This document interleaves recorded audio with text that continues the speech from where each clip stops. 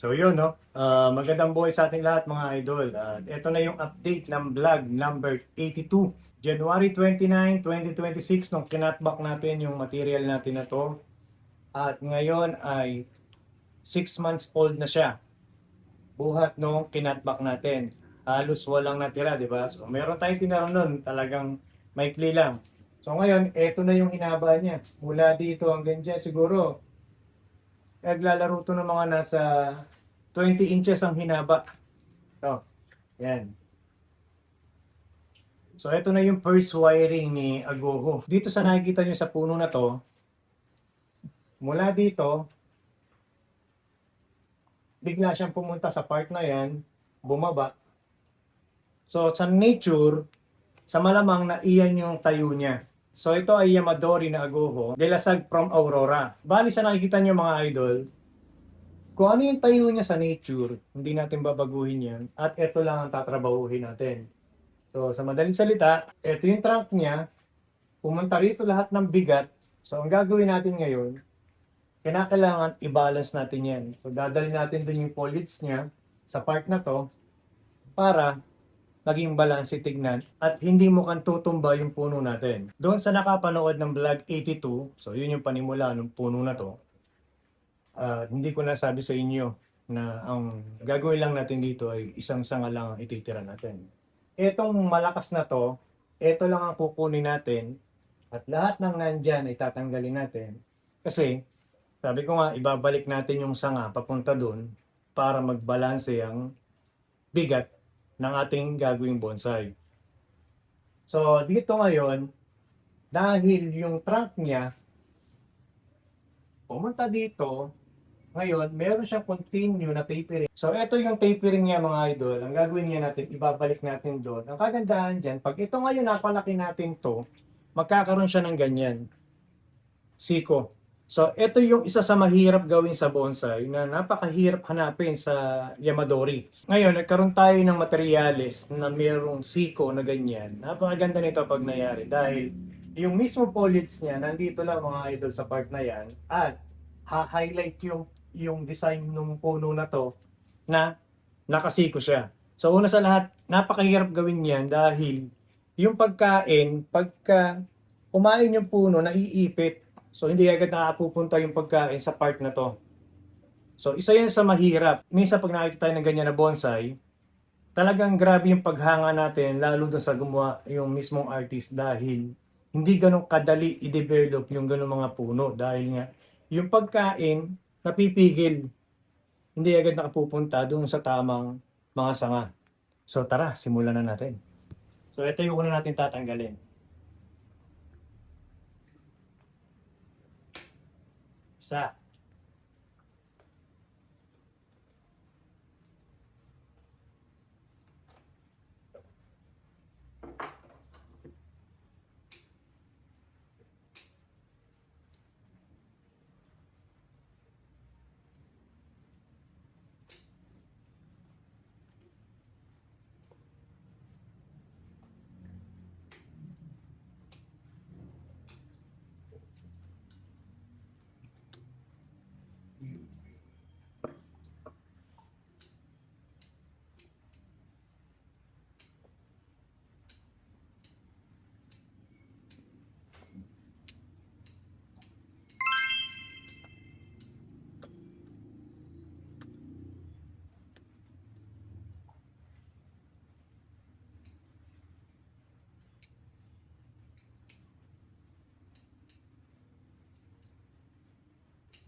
So ito yung sinasabi ko mga idol. Nakita niyo, pumunta to dito. Tapos, ito yung pinutol natin. Ngayon, magkakaroon ng siko yan. Papunta dyan. Papunta to dito. Pabalik. Hanggang mag-ayon ngayon yung continue ng trunk na gagawin natin sa part na yan. Tapos gagawa tayo ng foliage dito sa part na yan.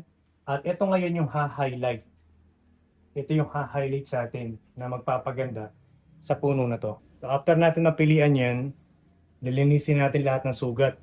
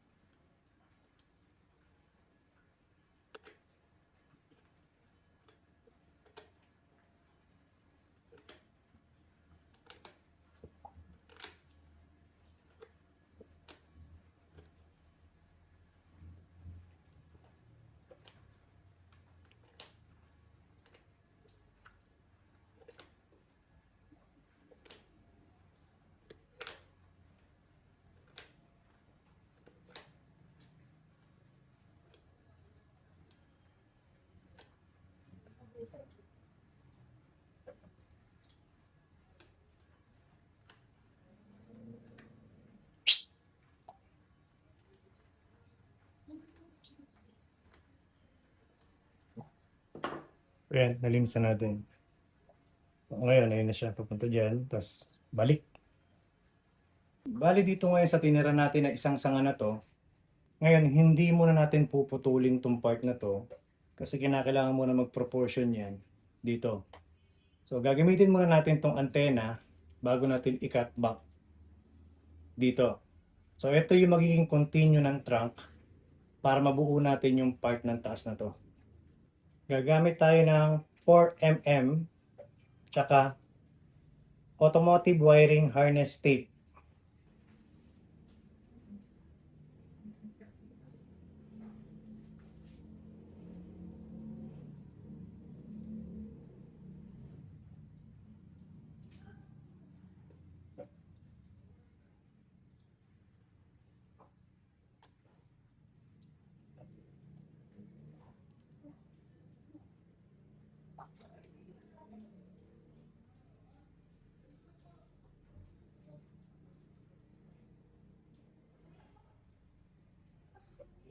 Pwede nyo naman wiringan yan mga idol. Ito kasi iwas to sa sugat na kinocoil natin, iniikot natin yung wire sa sanga, di ba? So, ito pwede nyo naman iyan yan, i-wire.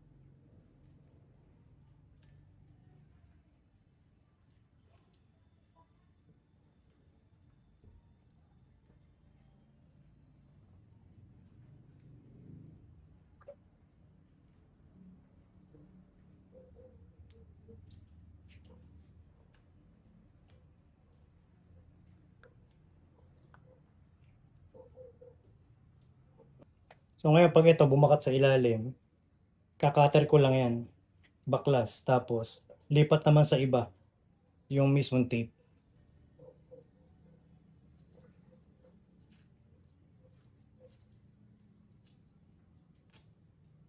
Dito kailangan masinsin kasi ito yung ili-layout natin eh.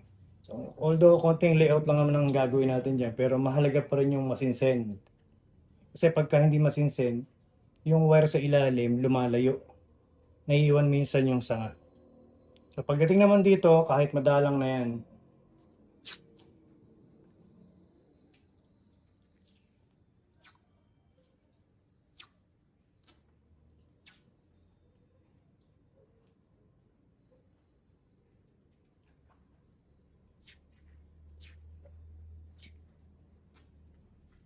so pagdating naman sa layout nito, nakita niyo ito may butas. So pagdating dito parang nagdikit, di ba? Tapos dito biglang nagkaroon na naman siya ng butas, di ba? So ngayon, ang gagawin natin, hindi dapat to bumaba. Umangat ng konti yan. Pakita natin yung mismong separate ng dalawa na to.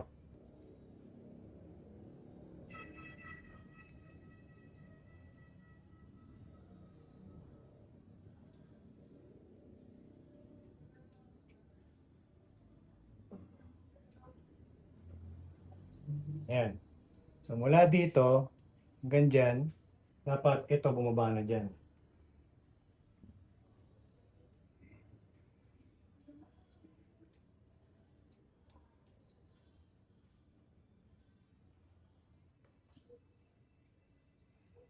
So ngayon, doon naman.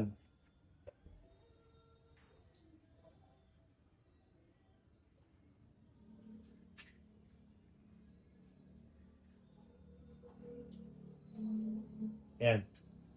So, kita niyo mga idol, kanina, ito lang yung butas. Ngayon, continue na. Diba? So, ito naman yung top view niya mga idol. Kanina, naiayos na natin sa front. Ngayon naman yung top view. So, dito, dapat ito mag-curve siya papunta dyan.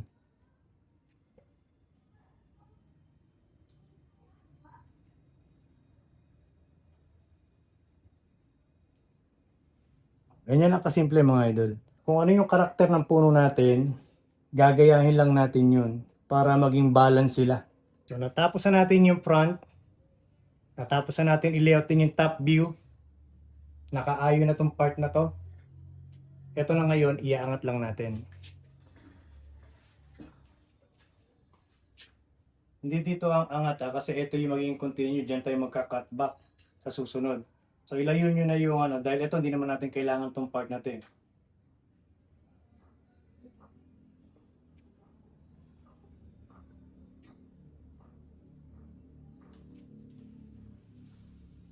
Tapos ito, wawiringan na natin.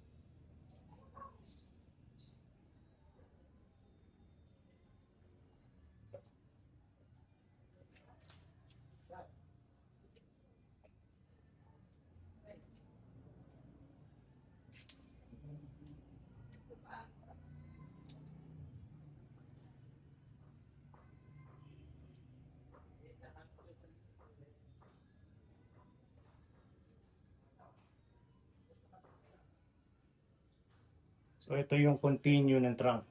Pag ito ay nag-proportion na dito sa trunk, magka-cutback na tayo ngayon. So pag cutback ngayon, ito yung magiging continue ng ating trunk. So kung mapapansin nyo, itong sanga na to, yung trunk natin, nandito lahat ng bigat.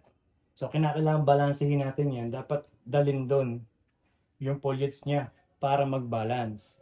So mula dito hanggang dyan, karoon tayo ng drop branch sa part na to.